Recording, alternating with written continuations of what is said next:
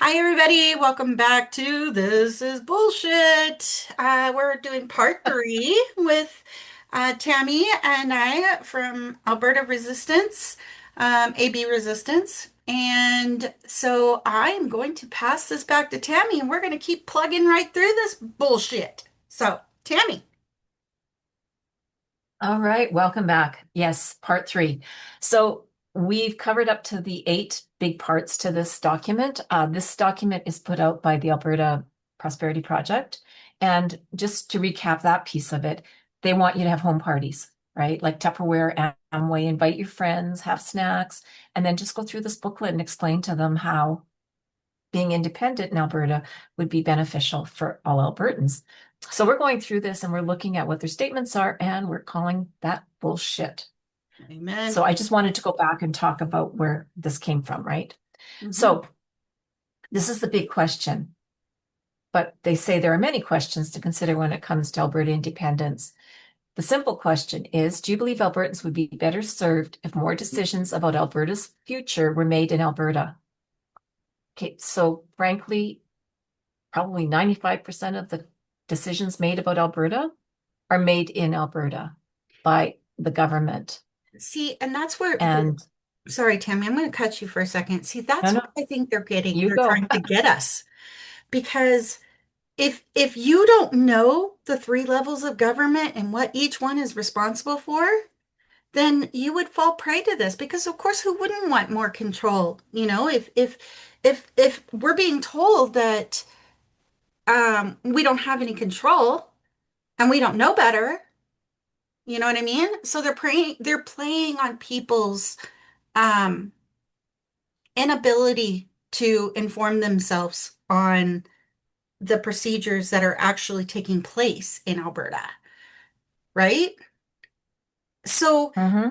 I mean, yeah, if I didn't know things the way that I do, again, I would think that this is reasonable.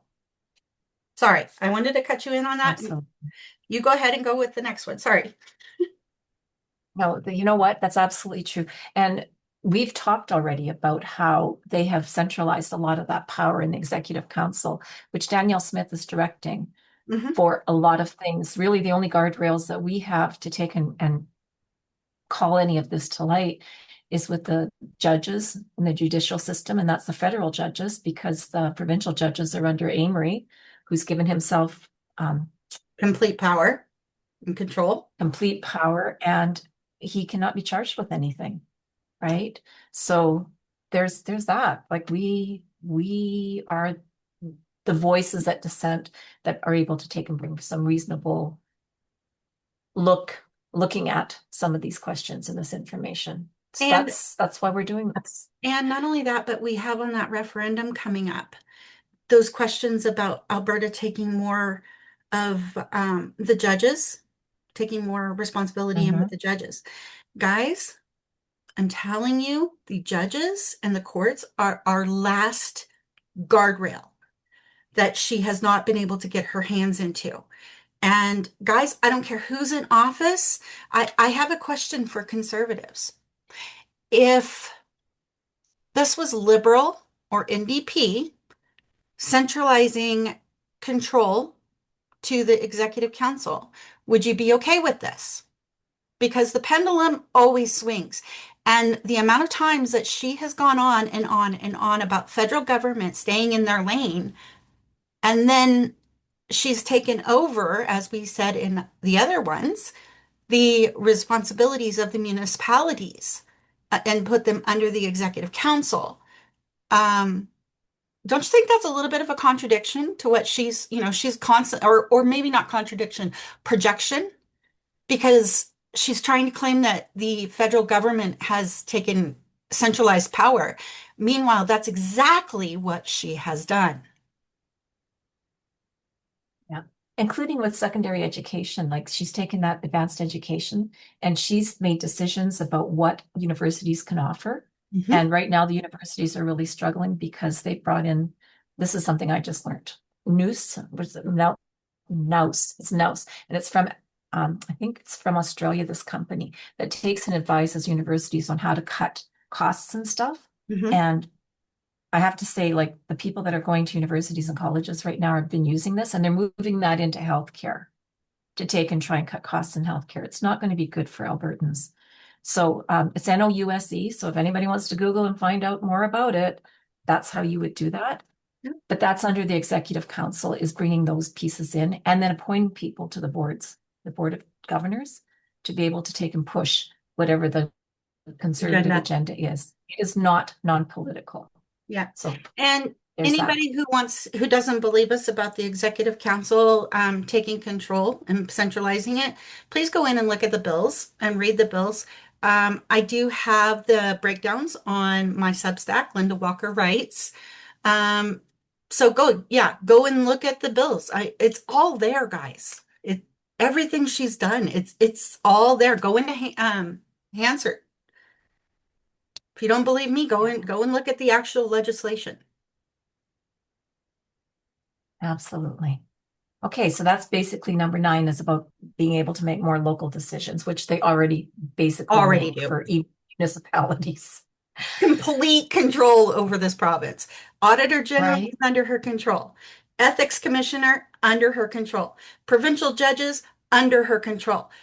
There's there's literally no accountability left in this province, but the courts, and she's Exactly. going after them.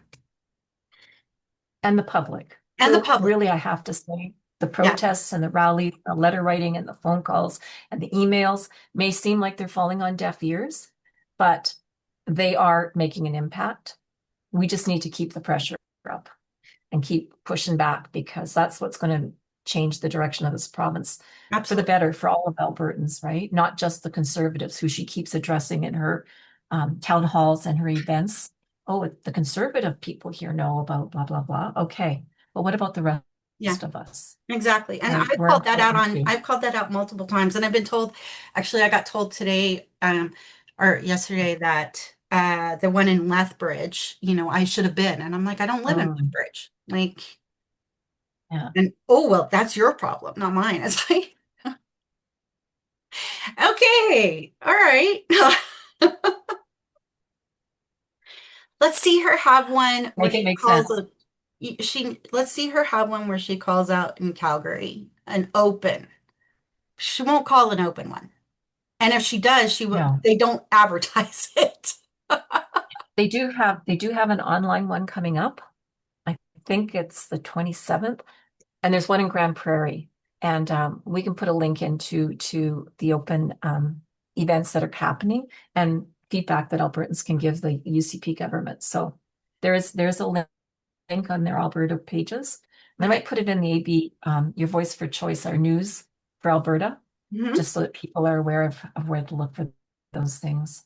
So that brings us to number 10, those first questions on that um, referendum that we're doing this summer or this fall. Immigration. Yeah, this is a big one, So guys. it's a huge one. So she wants to have control over immigration. The fact is that in the past, they've started the Alberta's Calling program with Jason Kenney for 1 year and then 2 years, like 2 years under Madame Smith. And they have actually offered $5,000 to people that qualified for the program that they have, the Alberta's Calling program, to the people that qualified for that. And that came And with so taxpayer Alberta money has too. grown, right? Like it's grown from 4.5 million people to 5 million people. And most of those in rural urban areas. Edmonton has got 1.5 million and Calgary's around 1.6 million. So, and the infrastructure is not kept up. We don't have enough beds in hospitals for people. We don't have enough schools for people. We don't have enough teachers for the kids that are coming. It's not a population or a municipal problem. It is a provincial problem. Go And ahead, Linda. I saw your finger.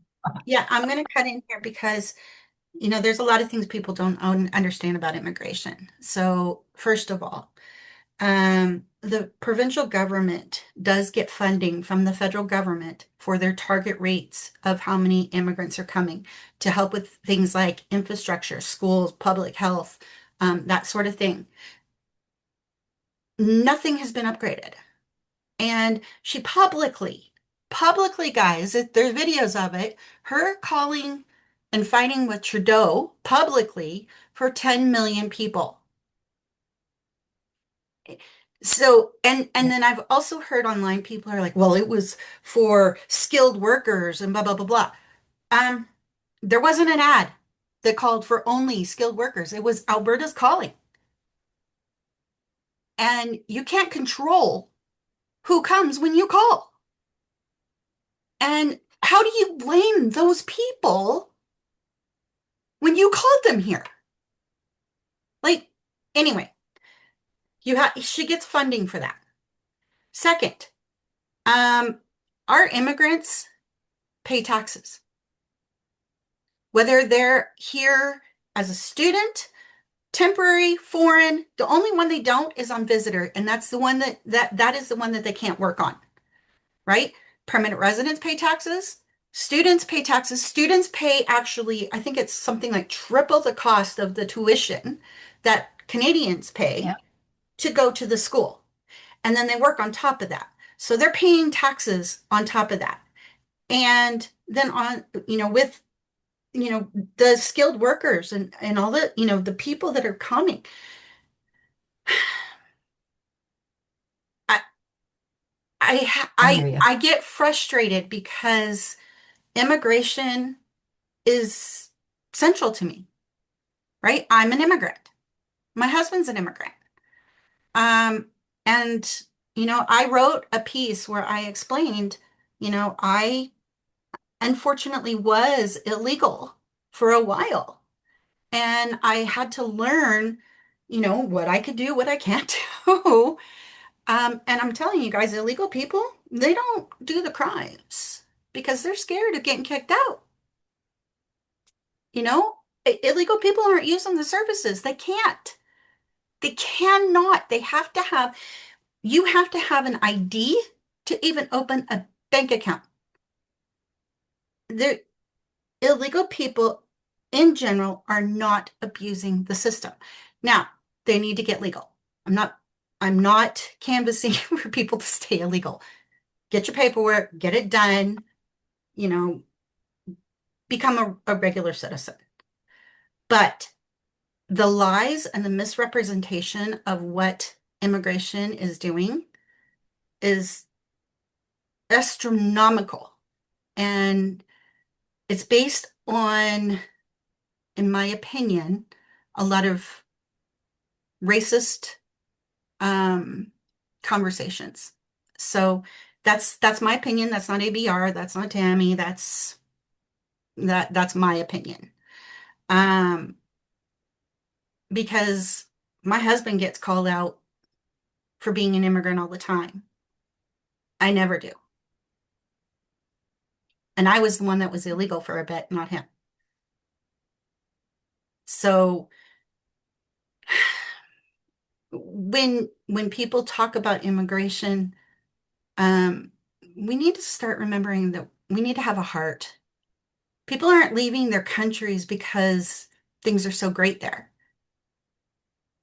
People are leaving because things are changing and it's not working for them anymore, or it's dangerous. And, you know, I think that we have lost our heart in seeing that. And I could go on and on about, my faith and what my faith teaches us to do with immigrants and people. So anyway, I will go back. I just wanted to throw that in there because there's been so many like wide arguments about these petty little things. And I think that there needs to be some truth from somebody who's actually been through the system and been on both sides of it personally, and knows what Right. happens and how it happens and how long it takes and how expensive it is. How expensive? Like I've paid thousands of dollars to be Canadian. If I wanted to still be an American, I would be one. I moved to Canada. I love Canada. Canada's my home. So, and I know every immigrant I know feels that same way. Canada's home. So, okay, Tammy, I'll I go just back. Yeah, no, I just want to go back to what you said about people that are here on visitor visas. When they're here on visitor visas, their family, Hmm. they either have to bring their own money or their family is responsible for their That's care. right. They do not have access to health care. They actually have to buy health insurance Hmm. that would cover health care if they needed it in Canada, right? So the fact that the government is using them they're scapegoating them really and using them as a target to give people a reason to look at this separation thing, to look at why the government isn't able to do as much as they want to do.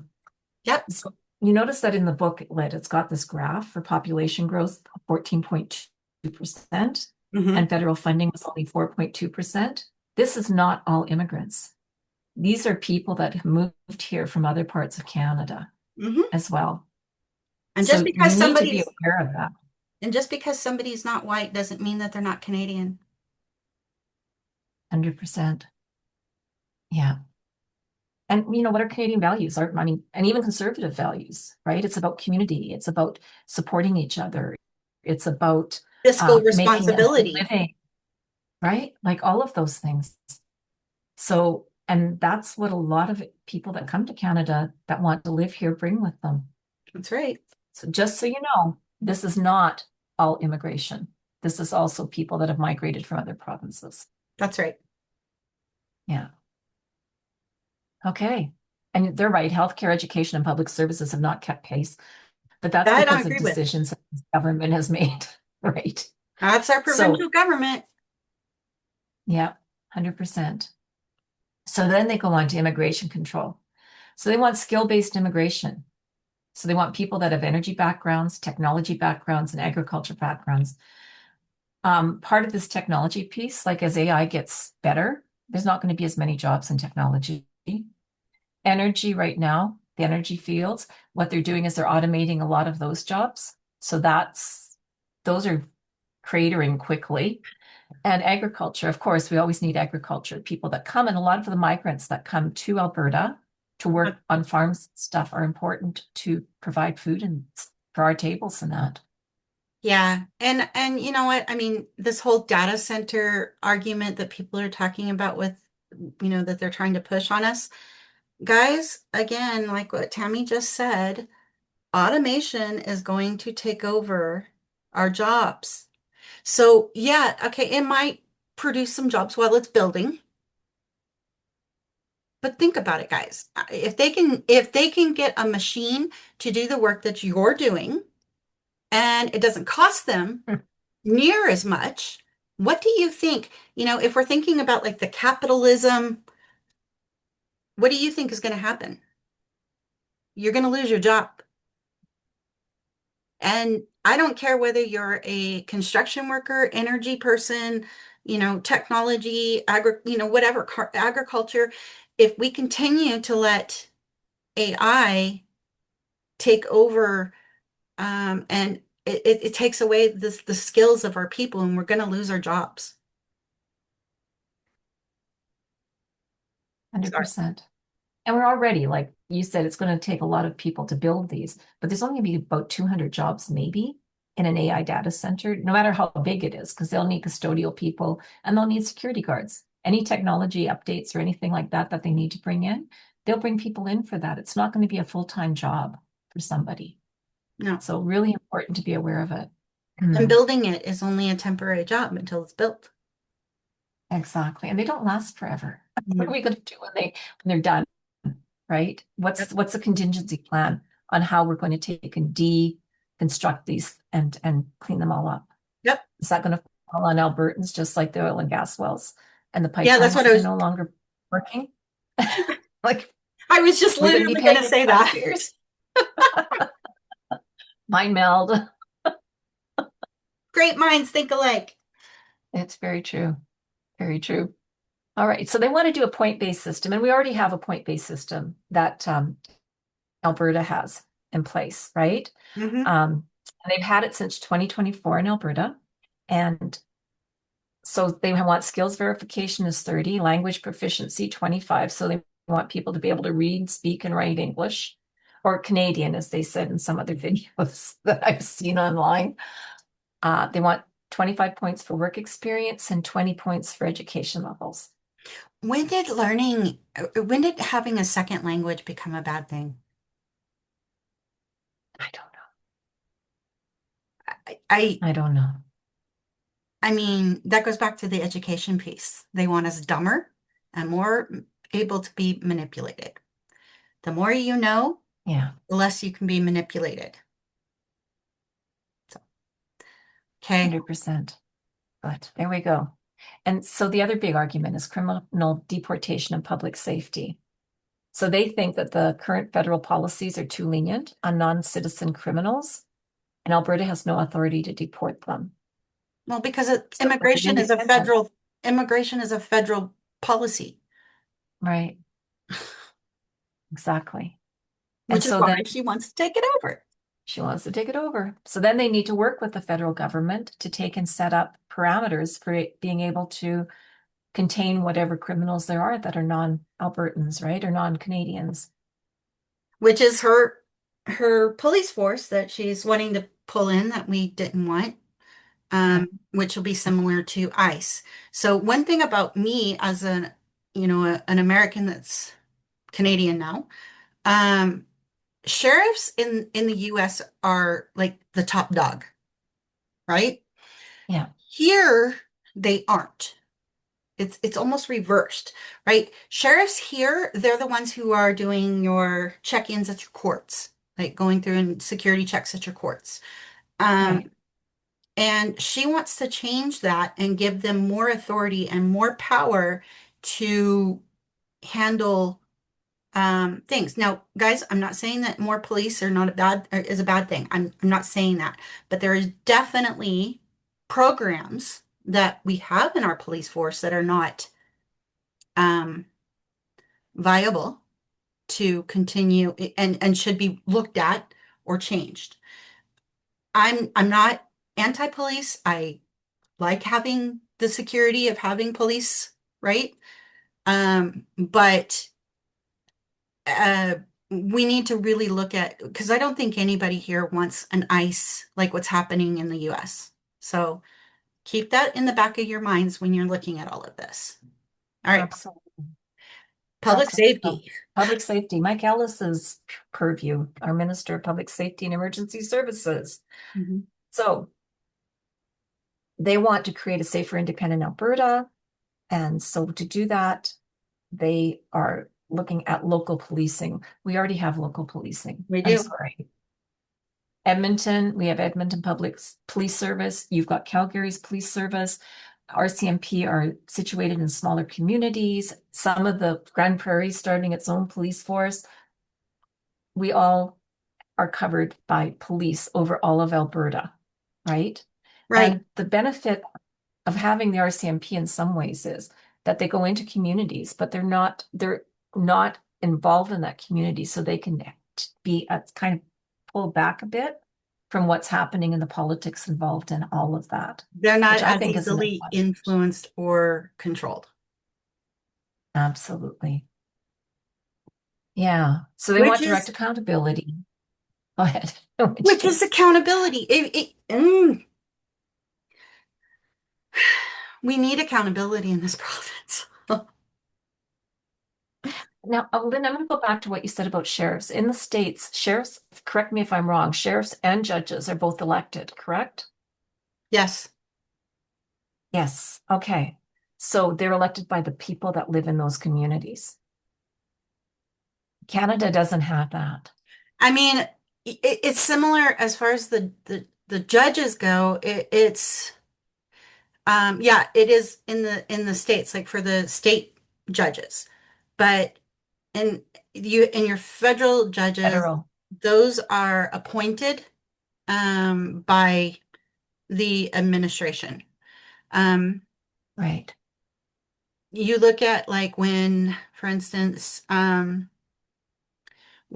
Obama wanted to bring in a new judge on the Supreme Court, um, Mitch McConnell refused to let him do it because he said it was too close to an election. And then when Trump got in and um, the same time frame, there was another election coming up, and Ruth Bader Ginsburg passed. he couldn't fill those pots fast enough. So it Yeah, becomes that, again, it's politically influenced and it shouldn't be absolutely. in the US or here. Yeah, yeah, yeah.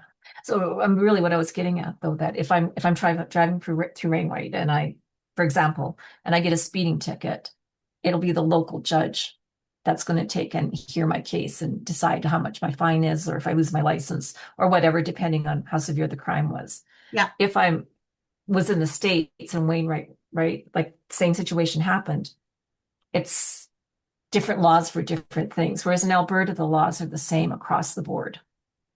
yeah, And the police follow the same kind of laws across the board. yeah. So it's a bit different. So It direct is a bit different. accountability, we've already got that, right? With oversight. All That right, is we have rural and urban coverage. And the Sorry, I oversight, but interrupted. the problem with the oversight though is that the oversight is now like again, it's all being controlled into the executive council, centralized. So Right. they're no longer an independent entity of nonpartisan. They are now being controlled by the political party that is in governing power. So that means our laws can change. That means things can go by the wayside or um with Smith again, I need to ask if you guys are okay with the power all being centralized in under Smith, then you're fine with that happening with liberals and NDPs, right? Yeah. No, I Like hear that. it the pendulum always swings. So Thank goodness, because that gives me hope we're going to get out of this mess that me we're too. in. Me too. But I'm going to say too, like having the RCMP in place, like they are investigating the corrupt care scandal and they're investigating like what was going on behind the scenes with that and the procurement stuff and looking at all of that. So there's some accountability at a different level than just the government because they would like to just sweep that Underneath the under the curtain. rug. But it's going to take forever Yeah, for them to do it, as we've seen. Like it's a slow process, and we don't have the policing ability that we need. That's why I was saying we need police officers. I'm not saying we don't, but absolutely. I would rather have the police be accountable to the police association, right? And then Yeah, accountable to a politician who's in power and only trying to do what they want done. Um, right. on either side, whether it's conservative, NDP, liberal, or any of that, right? We want Yeah, nonpartisan accountability. yeah. No, 100%. So, like I think it's great. I was just going to say the RCMP are subsidized as well by Ottawa. We Mhm. don't pay the full amount for them from Alberta taxpayer dollars. I mean, we do probably federally, but they're subsidized for 30% of what the cost is to have the RCMP in Alberta. So that's a positive as Yeah. well. All right, here we go. Public safety. So crime rates. The crime rates have gone up to 32%. Why is that? Because unaffordable living. People have just decided they can take what they want. And there's no one to stop them, just like the government does what it wants. And a lot of those guardrails are gone. So somehow we need to make people more accountable. And building community does that, right? You're less Okay. likely to steal from someone who's your friend. I have a question about this because a couple Okay. of days ago on LinkedIn, Smith had posted that crime has gone down by Mm, something like 15.1% in Alberta. So wow. whose statistics? Now that was under crime, like I think theft, automobile theft, but Right, right, right. that still doesn't correlate with what they're saying. Yeah. Well, this says in the last decade.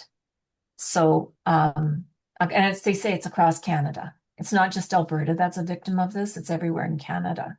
Okay, And so, I'm just going to go back to that post because, um, absolutely. Do you want me to pull it up on here?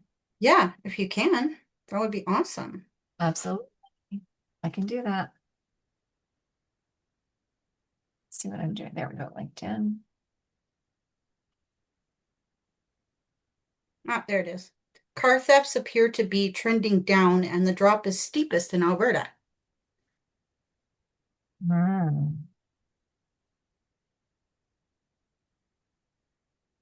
So Oh, there she is.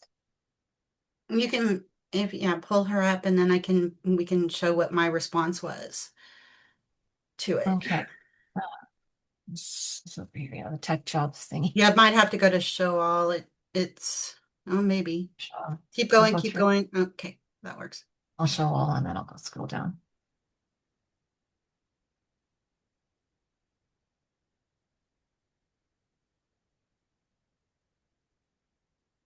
There it is. That's quite a bit down. Okay. Yeah. So Oh, if you look at my response, 15.1% drop is great news. But why is she taking credit for something that is happening across Canada? Auto theft fell nationally 10.1%, and it has been falling nationally for several years. Alberta also had the highest motor vehicle theft rate in Canada. Still does.